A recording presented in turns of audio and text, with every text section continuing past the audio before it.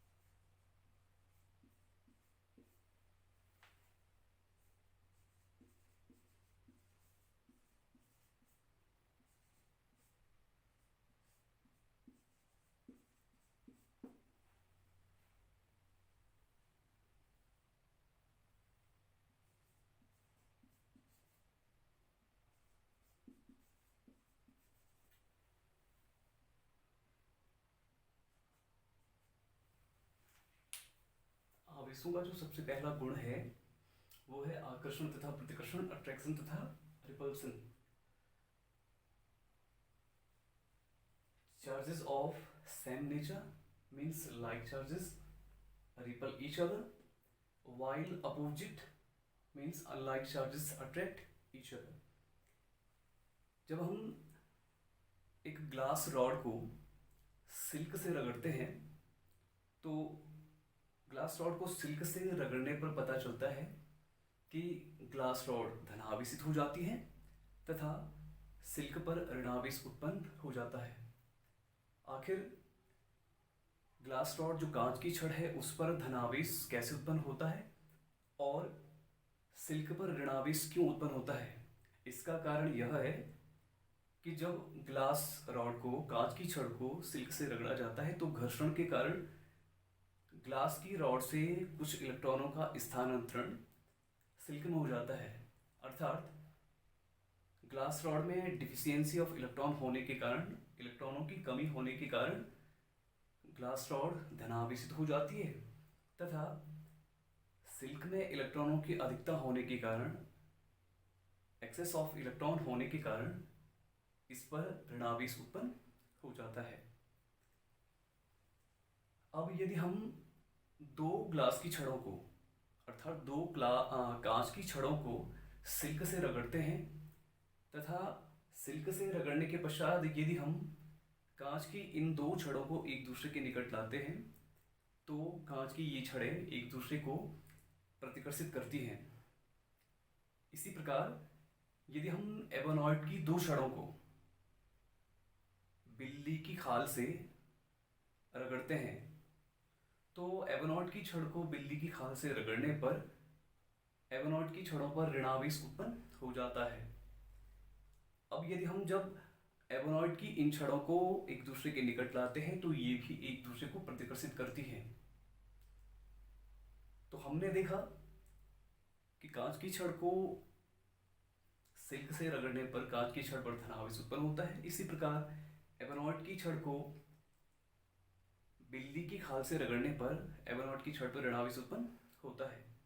अब यदि हम कांच की छड़ तथा एबोनॉइड की छड़ को एक दूसरे के निकट लाते हैं, तो ये दोनों छड़ एक दूसरे को आकर्षित करती है, क्योंकि कांच की छड़ पर धनावेश होता है तथा सिल्क की छड़ पर ऋणावेश होता है।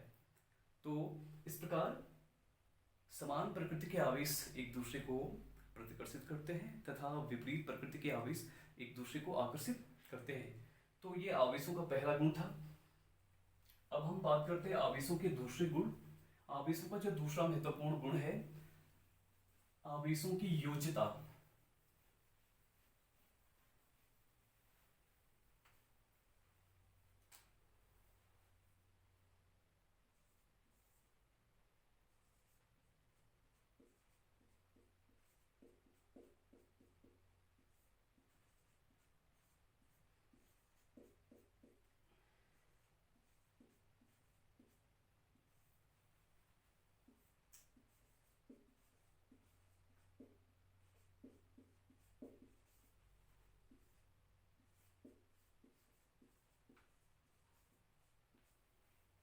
Additivity of charge. The total charge of any object is the algebraic sum of charge located at the different point in the body. अर्थात किसी वस्तु पर आवेश उस वस्तु के विभिन्न भागों पर मौजूद आवेशों के बीजगणितीय योग के बराबर होता है।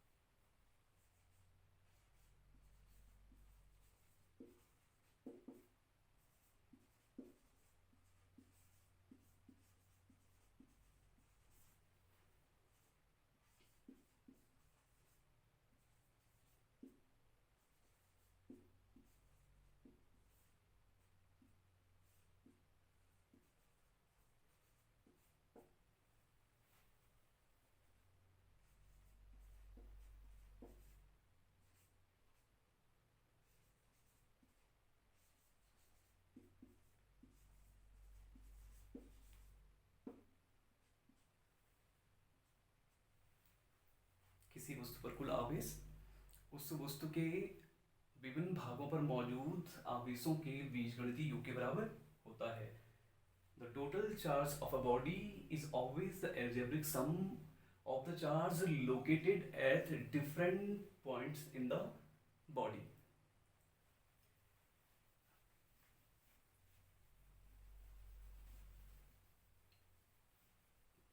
इसको लिखते हैं। माना हमारे पास एक वस्तु है, इस वस्तु के विभिन्न भागों पर आवेशों का वितरण इस प्रकार से है।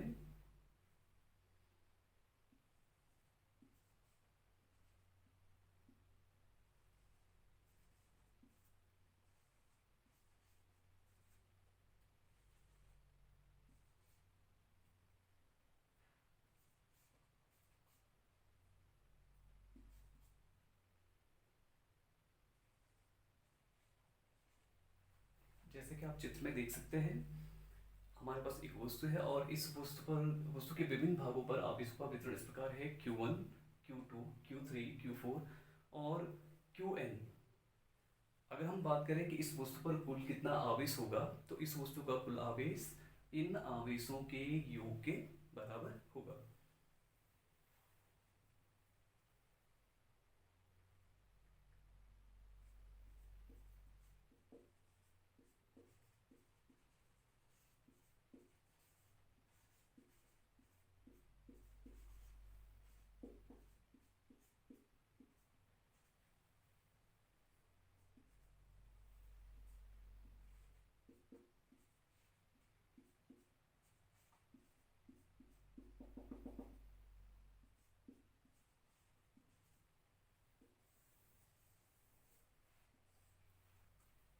Total charge of the body is Q is equal to Q1 plus Q2 plus up to so on Qn।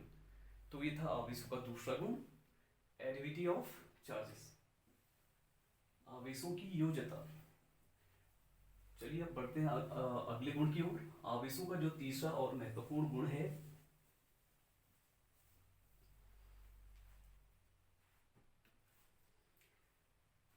वो है आवेश का संरक्षण, कंजर्वेशन ऑफ चार्ज।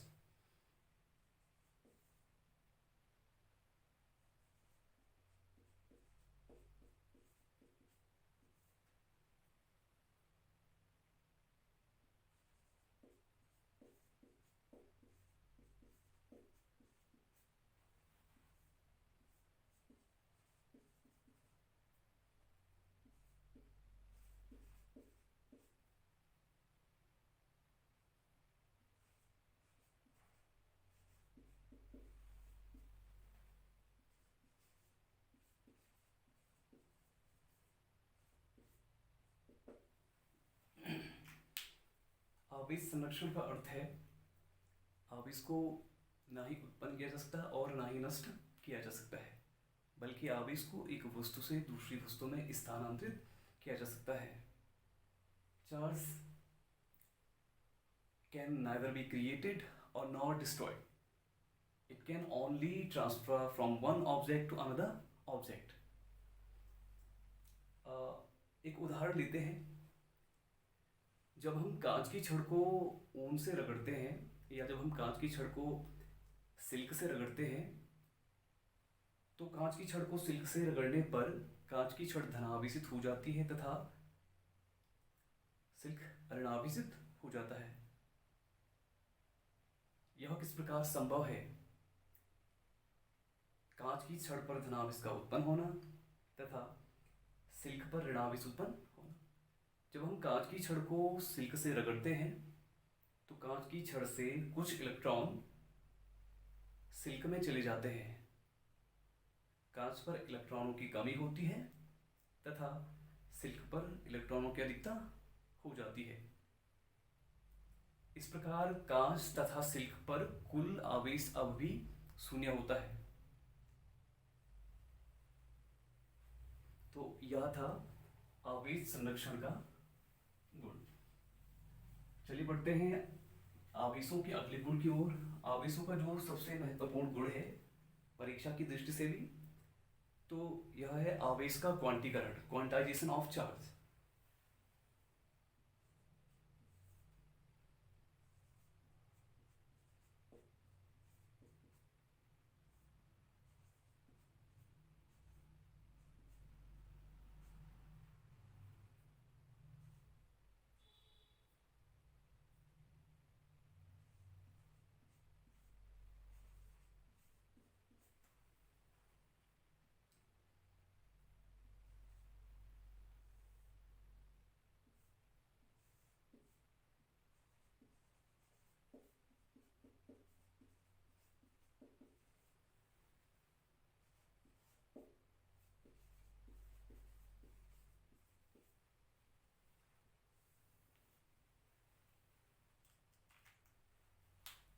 किसी भी वस्तु पर आवेश की उत्पत्ति इलेक्ट्रॉनों के कारण होती है और इलेक्ट्रॉनों का छोटे छोटे भागों में या छोटे छोटे खंडों में या छोटे छोटे टुकड़ों में या छोटे छोटे कणों में विभाजित नहीं हो सकता है। अर्थात इलेक्ट्रॉन को छोटे छोटे कणों में छोटे छोटे टुकड़ों में विभाजित नहीं किया जा सकता है। यदि किसी वस्तु पर इलेक्ट्रॉन का स्थानांतरण होता है तो इलेक्ट्रॉन का आधा भाग वस्तु को स्थानांतरित नहीं होता है, वरन संपूर्ण इलेक्ट्रॉन एक वस्तु से दूसरी वस्तु में स्थानांतरित होते हैं। आवेश का क्वांटीकरण, क्वांटाइजेशन ऑफ चार्ज, किसी वस्तु में आवेश का वितरण सतत न होकर क्वांटीकृत रूप में होता है। अर्थात किसी वस्तु में हम आवेश को छोटे छोटे भागों में या छोटे छोटे टुकड़ों में नहीं, वरन संपूर्ण आवेश का भाग वस्तु को प्राप्त होता है। किसी वस्तु पर आवेश मूल आवेश के पूर्णांक गुणज के बराबर होता है।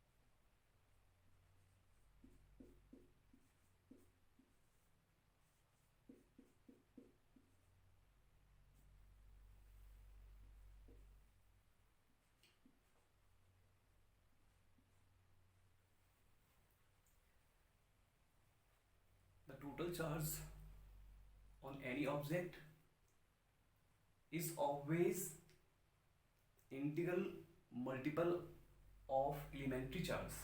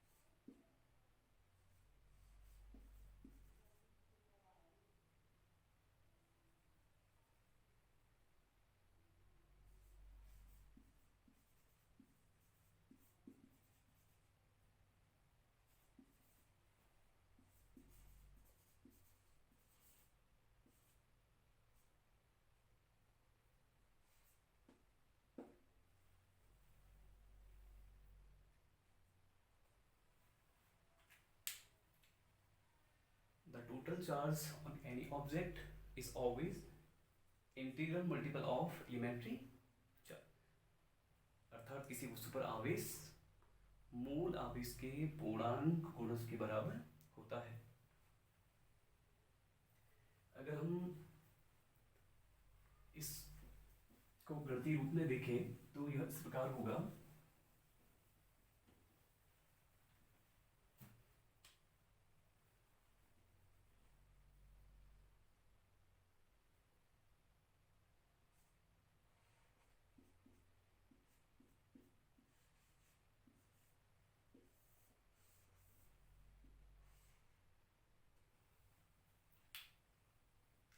यही आवेश का क्वांटीकरण का सूत्र है, Q equal two plus minus NE।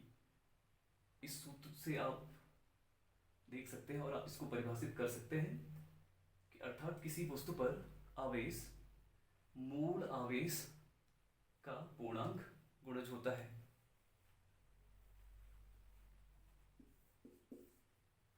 इस समीकरण 1 में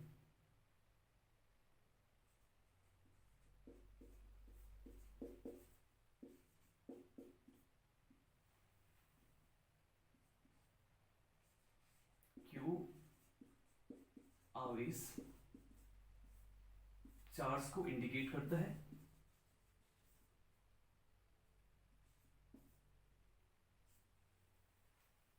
N एक पूर्ण संख्या है, पूर्णांक है, जिसका मान हमेशा 1 2 3 4 1 2 3 अप टू 100 होगा।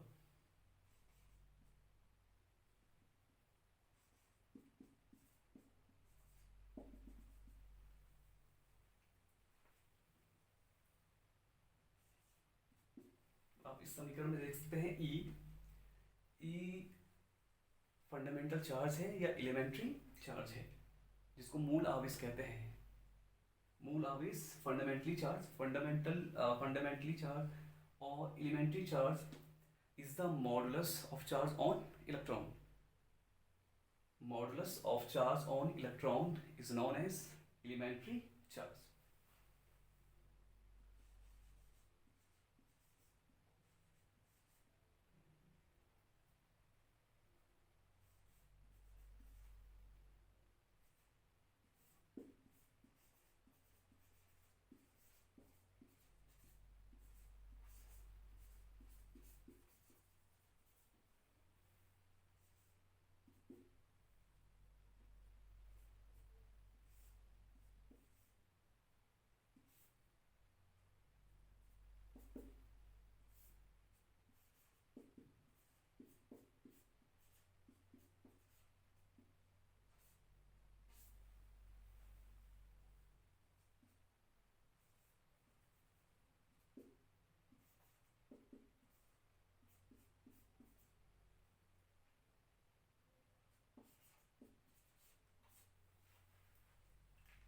एलिमेंट्री चार्ज का जो मान होता है, the value of elementary charge is 1.6 into 10 to the power -19 coulomb. तो आवेशों का एक सबसे महत्वपूर्ण गुण है आवेशों का क्वांटीकरण, क्वांटाइजेशन ऑफ चार्ज। आवेश के क्वांटीकरण का विचार सबसे पहले माइकल फैराडे ने प्रस्तुत किया, लेकिन इसकी प्रायोगिक पुष्टि मिल्टन, जो एक महान साइंटिस्ट थे, उन्होंने की। चलिए बढ़ते हैं आवेशों के अगले गुण। आवेशों का अगला गुण है कि वैद्युत आवेश अचर होता है, इनवेरिएंस ऑफ चार्ज, और in other word we can say that charge is always invariant, अर्थात आवेश अचल होता है।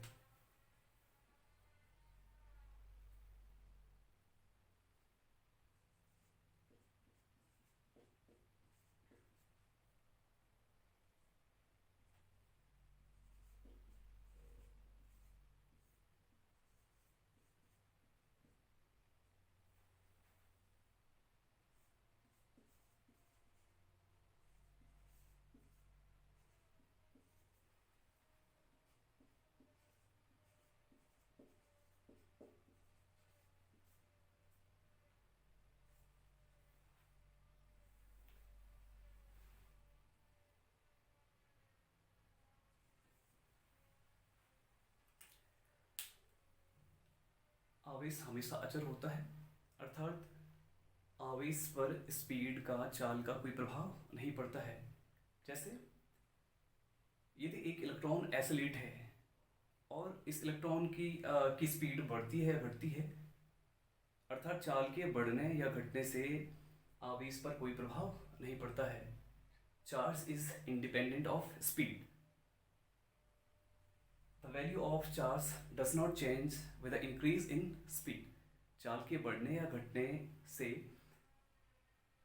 चार्ज पर कोई प्रभाव नहीं पड़ता है, अर्थात चार्ज हमेशा अचल रहता है। यदि किसी आइसोलेटेड इलेक्ट्रॉन की चाल बढ़ती है या घटती है, स्पीड बढ़ती है घटती है, इस पर आवेश हमेशा उतना ही रहता है, -1.6 इंटू 10⁻19 कूलम। तो आपने देखा चार्ज हमेशा अचल है।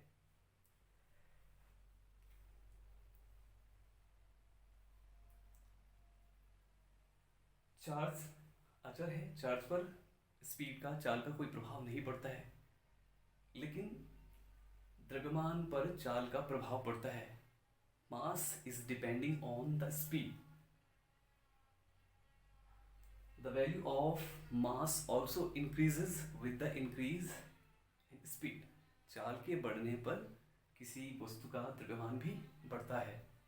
इसके लिए एक सूत्र है, आप इस सूत्र से देख सकते हैं कि किस प्रकार चाल के बढ़ने से वस्तु का द्रव्यमान बढ़ता है।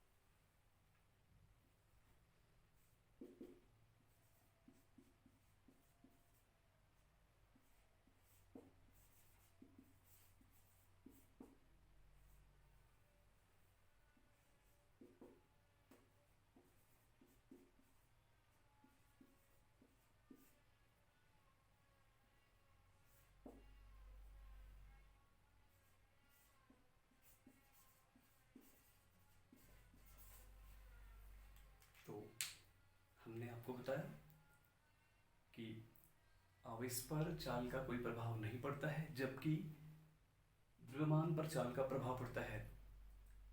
चाल के बढ़ने पर द्रव्यमान भी बढ़ता है। The value of mass increases with the increase in speed. इस सूत्र से आप पता कर सकते हैं कि आपको पता चलता है कि चाल बढ़ने पर द्रव्यमान भी बढ़ता है। इस सूत्र में M nought is the rest mass of the body, वस्तु का विराम द्रव्यमान है।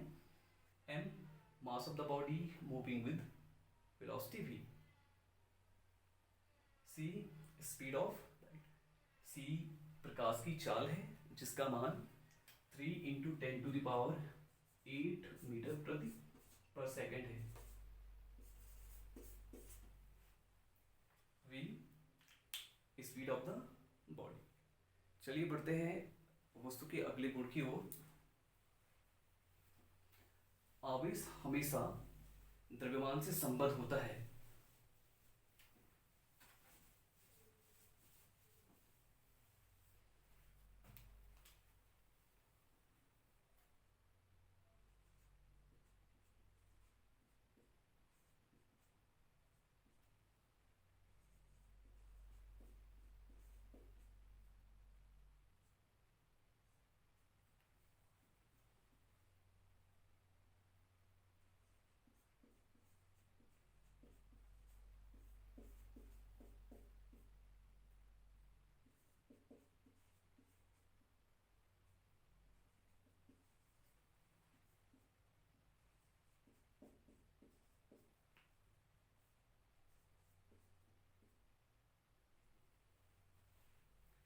चार्ज कैनॉट एग्जिस्ट विदाउट मास, अर्थात द्रव्यमान के बिना आवेश संभव नहीं है।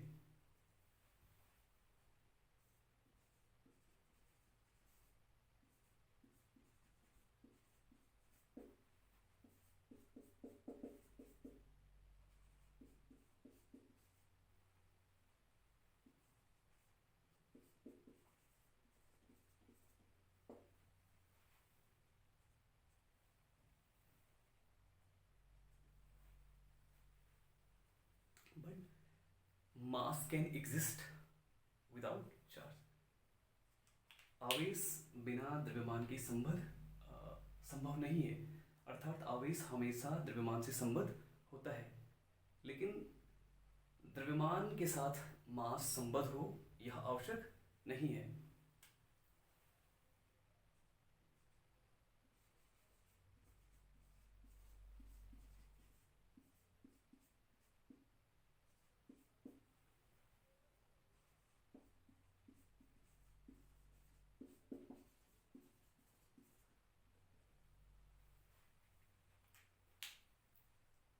चार्ज हमेशा द्रव्यमान से संबद्ध होता है और इसके उदाहरण है इलेक्ट्रॉन तथा प्रोटॉन। इलेक्ट्रॉन तथा प्रोटॉन चार्ज्ड पार्टिकल है, आवेशित कण है, और इनका द्रव्यमान भी होता है। इलेक्ट्रॉन का अपना द्रव्यमान होता है तथा प्रोटॉन का अपना द्रव्यमान होता है। लेकिन मैंने आपको बताया यह जरूरी नहीं है कि द्रव्यमान के साथ आवेश संबद्ध हो, जैसे न्यूट्रॉन।